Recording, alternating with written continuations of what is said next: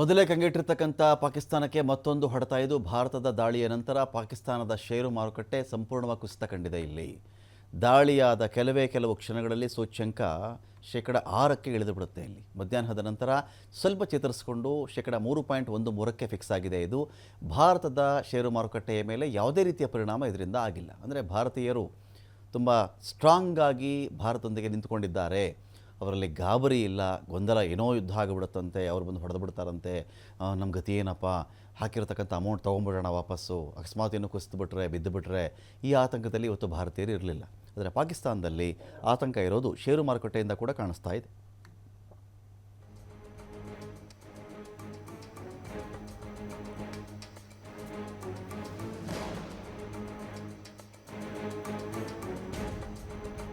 ಮೊದಲೇ ಕಂಗೆಟ್ಟಿರ್ತಕ್ಕಂಥ ಪಾಕಿಸ್ತಾನಕ್ಕೆ ಮತ್ತೊಂದು ಹೊಡೆತ. ಇದು ಭಾರತದ ದಾಳಿಯ ನಂತರ ಪಾಕಿಸ್ತಾನದ ಷೇರು ಮಾರುಕಟ್ಟೆ ಸಂಪೂರ್ಣವಾಗಿ ಕುಸಿತ ಕಂಡಿದೆ. ಇಲ್ಲಿ ದಾಳಿಯಾದ ಕೆಲವು ಕ್ಷಣಗಳಲ್ಲಿ ಸೂಚ್ಯಂಕ ಶೇಕಡ 6ಕ್ಕೆ ಇಳಿದು ಬಿಡುತ್ತೆ. ಇಲ್ಲಿ ಮಧ್ಯಾಹ್ನದ ನಂತರ ಸ್ವಲ್ಪ ಚೇತರಿಸಿಕೊಂಡು ಶೇಕಡ 3.13ಕ್ಕೆ ಫಿಕ್ಸ್ ಆಗಿದೆ. ಇದು ಭಾರತದ ಷೇರು ಮಾರುಕಟ್ಟೆಯ ಮೇಲೆ ಯಾವುದೇ ರೀತಿಯ ಪರಿಣಾಮ ಇದರಿಂದ ಆಗಿಲ್ಲ. ಅಂದರೆ ಭಾರತೀಯರು ತುಂಬ ಸ್ಟ್ರಾಂಗ್ ಆಗಿ ಭಾರತದೊಂದಿಗೆ ನಿಂತುಕೊಂಡಿದ್ದಾರೆ.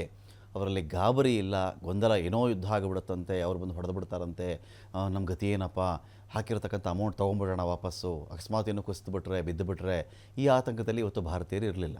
ಆದರೆ ಪಾಕಿಸ್ತಾನದಲ್ಲಿ ಆತಂಕ ಇರೋದು ಷೇರು ಮಾರುಕಟ್ಟೆಯಿಂದ ಕೂಡ ಕಾಣಿಸ್ತಾ ಇದೆ.